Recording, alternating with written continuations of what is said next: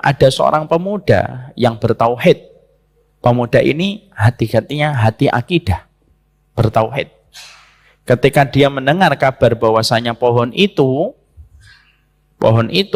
dipakai untuk kesyirikan, maka dia mengambil kapak dan tidaklah dia keluar dari rumahnya kecuali niatnya satu, menghancurkan tempat yang telah dijadikan menjadi tempat kesyirikan. Jalan dia sampai akhirnya setan melihat bahwasanya pemuda ini akan menebang pohon, padahal pohon itu merupakan devisa bagi setan untuk menjadi tempat kesyirikan. Karena kesyirikan itu devisa bagi setan. Maka setan langsung berwujud setan berwujud manusia. Akhirnya setan berwujud manusia menghadang pemuda itu dan ditanyakan kepadanya, mau kemana kamu? Aku mau menebang pohon. Tidak bisa. Kalau kamu menghalangi langkahku, kita akan duel dan kita lihat siapa yang kalah. Singkat ceritanya duel. Pemuda yang bertauhid dengan setan dalam bentuk manusia. Tentunya karena pemuda itu memiliki akidah yang benar. Orang yang berakidah kepada Allah dijadikan seluruh makhluk takluk kepadanya. Dalam sekejap kalah setan tersebut.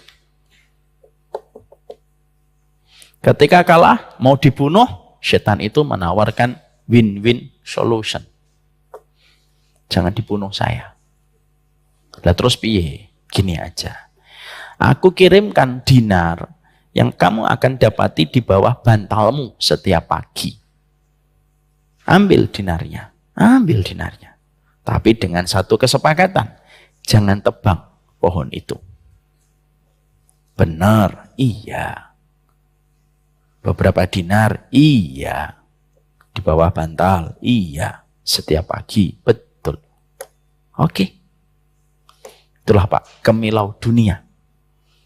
Bisa menjadikan orang lupa dan mabuk kebayang. Berikut ini adalah suara kajian Ustadz Umar Mita Syamila. Terima kasih. Bagaimana orang tersebut hidayah itu? Yaitu orang yang hatinya dijadikan menjadi budaknya dunia. Karena dunia itu menjadi faktor nomor 2 yang paling primer ketika menggagalkan manusia untuk istiqomah, Pak. Karena kita nanti akan melihat pada waktu akhir zaman, kamu akan melihat orang beramal dengan amalan akhirat tetapi untuk mendapatkan dunia. Dia berpenampilan akhirat, beramal dengan amalan akhirat. Tapi semua amalan akhiratnya dipakai untuk mendapatkan urusan duniawinya. Na'udzubillah min dzalik. Maka sesungguhnya gagalnya keimanan itu kita rasakan yaitu ketika seseorang itu sudah terjangkiti dengan kecintaan kepada dunia. Karena pangkal dari semua kerusakan itu kecintaan kepada dunia. Ra'su kullu khati'atin hubbud dunya. Pangkal dari semua kerusakan itu ketika kita mengagungkan urusan duniawi. Orang ketika dia sudah mendapatkan hidayah iman, tetapi dia tidak memiliki imun yang kuat untuk menjaga dirinya dari perkara duniawi, sampai akhirnya gelombang dunia itu menenggelamkan hatinya dan hatinya mati ditenggelamkan oleh gelombang dunia, maka sesungguhnya dia tidak akan mampu mendapatkan istiqomah. Hatinya penuh dengan pikiran dan penuh dengan acuan mengacu kepada urusan dunianya, walaupun mungkin penampilannya berpenampilan syar'i. Rasulullah mengatakan akan datang satu zaman kamu akan melihat orang melakukan amalan akhirat tapi tujuannya untuk mendapatkan duniawi. Na'udzubillah min dzalik. Dan itu merupakan perkara yang paling banyak. Berapa banyak orang akhirnya melenceng dari apa yang dia lakukan itu ya karena duniawi. Masih ingat kisah yang pernah saya sampaikan untuk mengingatkan saya dan mengingatkan kita semuanya tentang iblis yang tasir, tentang iblis yang menang dalam satu riwayat. Ada satu kejadian yang berlaku pada zaman sebelum Rasulullah. Ada satu kampung, di situ ada pohon besar, Pak.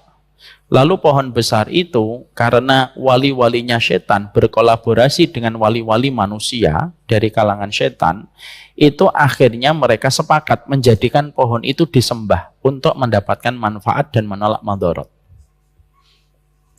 Lalu ada seorang pemuda yang bertauhid. Pemuda ini hati-hatinya hati akidah, bertauhid.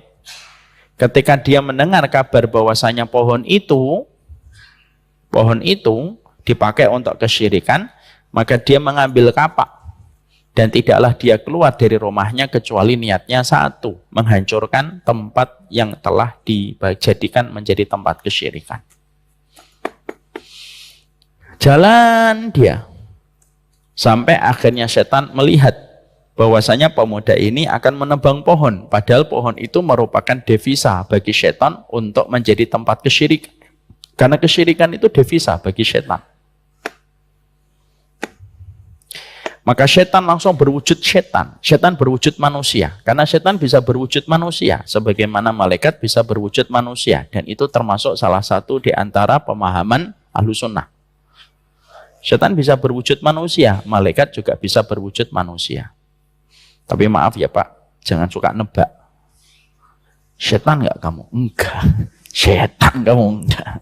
Jangan nebak gitu. Akhirnya setan berwujud manusia menghadang pemuda itu. Dan ditanyakan kepadanya, mau kemana kamu? Aku mau menebang pohon. Tidak bisa. Kalau kamu menghalangi langkahku, kita akan duel. Dan kita lihat siapa yang kalah. Singkat ceritanya duel. Pemuda yang bertauhid dengan setan dalam bentuk manusia. Tentunya karena pemuda itu memiliki akidah yang benar. Orang yang berakidah kepada Allah dijadikan seluruh makhluk takluk kepadanya. Dalam sekejap kalah setan tersebut. Ketika kalah mau dibunuh, setan itu menawarkan win-win solution. Jangan dibunuh saya. Lah terus piye? Gini aja. Aku kirimkan dinar yang kamu akan dapati di bawah bantalmu setiap pagi. Ambil dinarnya. Ambil dinarnya. Tapi dengan satu kesepakatan. Jangan tebang pohon itu. Benar, iya. Beberapa dinar, iya. Di bawah bantal, iya. Setiap pagi, betul. Oke. Itulah Pak, kemilau dunia. Bisa menjadikan orang lupa dan mabuk kebayang. Pulang pemuda tersebut, setan juga senang balik. Dia meneruskan bagaimana pohon itu menjadi sumber kesyirikan di kampung tersebut. Ketika pemuda itu bangun, setiap harinya dan setiap paginya dia mendapatkan dinar. Sampai beberapa waktu berjalan. Sampai pada satu hari, setelah sekian lama dia mendapatkan uang dan harta yang dia peroleh, satu pagi dia membuka bantalnya, tidak ada lagi uang. Ketika tidak ada lagi uang, marah pemuda itu. Lalu diambil kapak kembali, jalan menuju ke pohon untuk ditebang. Tapi niatnya sudah berubah kan Pak? Kalau yang pertama, ikhlas karena Allah. Yang kedua, karena tidak ada dinar di bawah bantal. Masya Allah, kisahnya luar biasa ini. Di tengah perjalanan ditemui setan, terjadi dialog, dan akhirnya duel yang kedua kalinya. Dan akhirnya setan mudah mengalahkannya. Sebelum dipenggal kepala pemuda itu oleh setan dalam bentuk manusia, maka setan itu ditanya sama pemuda itu, kenapa aku yang pertama aku menang, yang kedua aku kalah? Setannya lalu tertawa dan berkata, yang pertama kamu datang karena Allah. Nggak ada yang bisa ngalahin kamu. Kamu datang karena Allah. Yang kedua, kamu datang karena dinar yang tidak kamu temukan kembali di bawah bantalmu. Dan mengalahkan pecinta dunia itu kecil bagiku. Dipenggal kepalanya. Kisah itu, Pak, di dalam kitab dinamakan dengan sebuah tema Iblis Yantasir. Iblis menang. Tapi message, pesan dalam riwayat itu menceritakan kepada kita bahwasanya ya dunia itulah yang menjadikan orang tidak bisa konsisten.